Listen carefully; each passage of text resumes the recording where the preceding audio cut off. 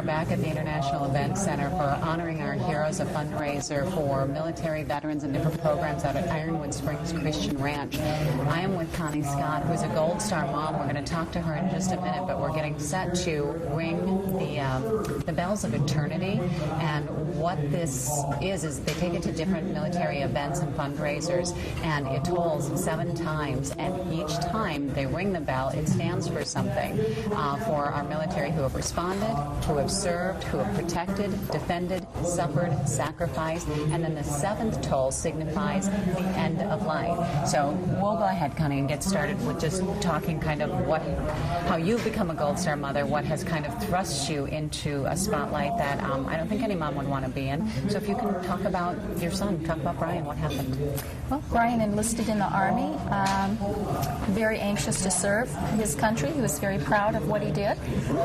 He served in Iraq, and he died in January of 2007, so it's been 8 years since he died. And since that time, I've taken on the role of speaking for him and other issues that our veterans have. And so that's what I do. And as we were talking, I said, are you out there not just advocating for families who have gone through what you have gone through, but helping to prevent it? And you said that's just something that can't happen. Well, I'm not sure. My son was a suicide, and it's really hard to know some days whether we're making any progress or not.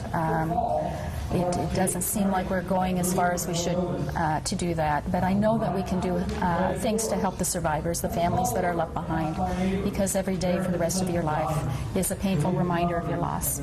And as we were talking, and I said, so do you help other families who have been through this move on, but moving on isn't an option? You don't move on. You develop the tools that help you get through daily life in a different way. It's an adaptation to your life.